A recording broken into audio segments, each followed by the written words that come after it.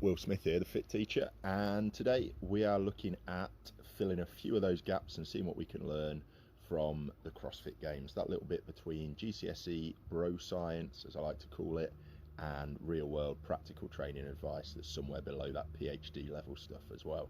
So the CrossFit Games, it was on while I was on holiday, absolutely loved it, just about caught up with everything now, watched a lot of it, and I thought, what a true test of fitness it really was. The guys that won it, absolutely awesome. Matt, Tia, hats off to you. You guys were impressive, inspirational. You know, we were out there watching it, drinking beer. I say out there, not out in America, but we were out watching.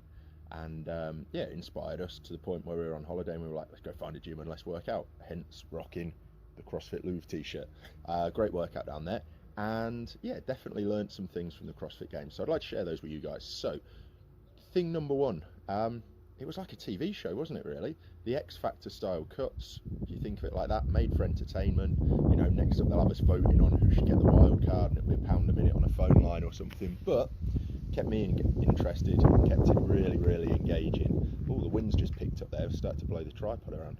All right, now, the other bits with it, it really was CrossFit. The workouts were proper CrossFit. It wasn't getting CrossFitters to race a criterium or a cyclocross race. And I appreciate that's a sport and we should practice sport, but it was proper CrossFit. It was, you know, WODs that you could go and do in the gym. I've already seen a couple of people down at the gym trying out some of the WODs, and they seem to be enjoying them, which is a great thing about it. It makes it accessible, you can scale them, you can have a go at it, and it gives you that new level of respect for what the athletes can do. So that's really good. And then there was a lot of running and there was a lot of foundation movements in there, and it caught a lot of people out. I think people looking back now are paying a lot closer attention to main site, which gave some big hints as to what to be expected. The only real new things or unusual things on there were the split dumbbell work. Never done them before, going to give them a go. Toes to rings, not done much of them either. And that crash on the toes to rings. I say crash, that fall from the toes to rings. Actually cycling a little bit faster than Tia Claire Toomey, keeping those knees tucked. And Carrie Pierce. She did well to get back up after that. This is the CrossFit triangle. Yeah, the triangle with nutrition at the bottom. CrossFit put that out, and it's a really clever thing, and I think if people had paid more attention to it, they might have got through those cuts. Those cuts were brutal as well. There were some really good athletes missed out. But the triangle, back to it. At the bottom, nutrition. You've got to get lean. Power to weight ratio is super important. There weren't many of the bigger athletes getting through in the games this year. There weren't any real brute strength, grunt kind of events as we've seen before. There weren't any max deadlifts, there weren't any really heavy snail pushes in the individuals, anything like that, where having that extra body weight helped out. So you had to have a good power to weight ratio.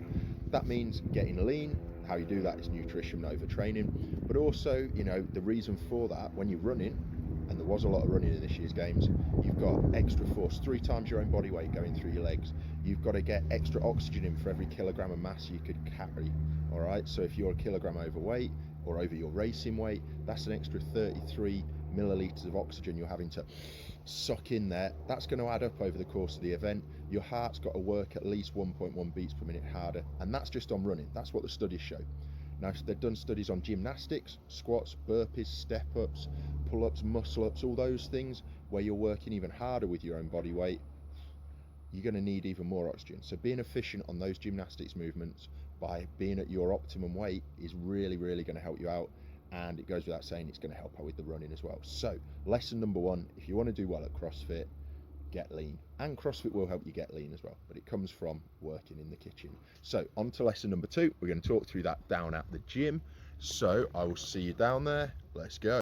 Every single event involved some sort of metabolic conditioning, whether it was the obvious run, the paddle, the swim.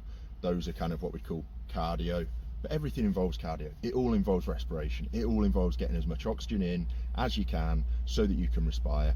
The higher your aerobic threshold, the better you're going to do on those events, the faster you're going to recover from them as well, which is key for everyone in everything that they're doing in terms of making progress. So work on that base, build that engine.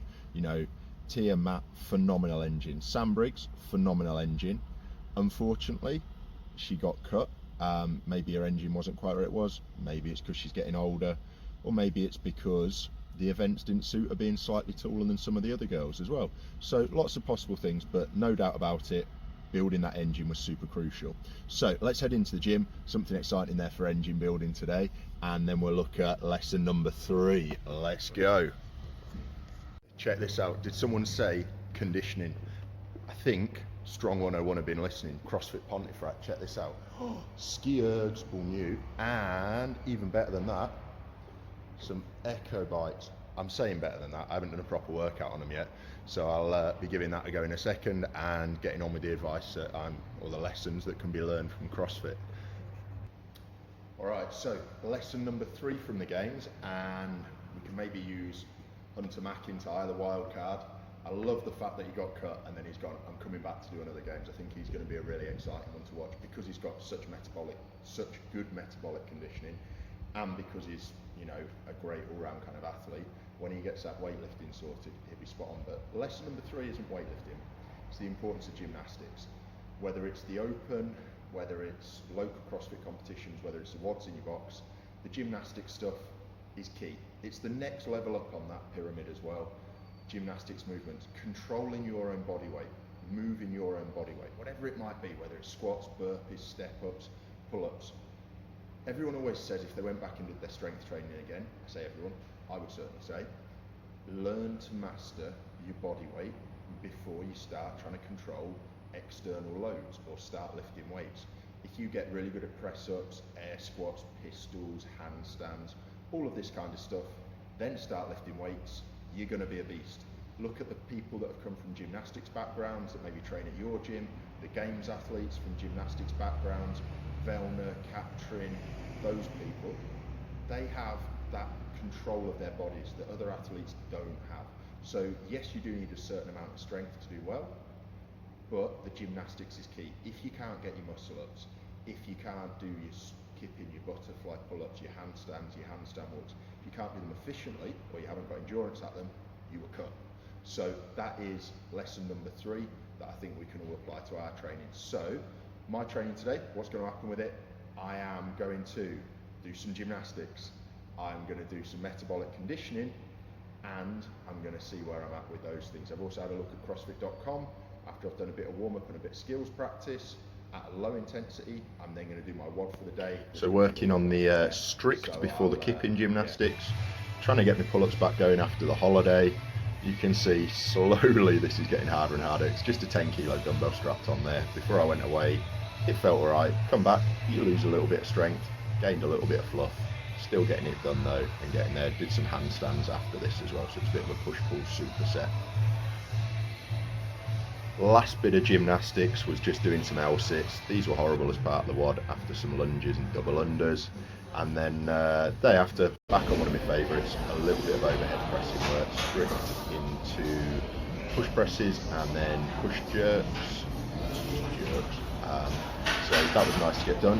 Hopefully you pick something up you can use in your training, get lean, get fit, work on your gymnastics. Like, subscribe, follow, hit us up on Instagram. Looking forward to seeing comments. Thanks for watching.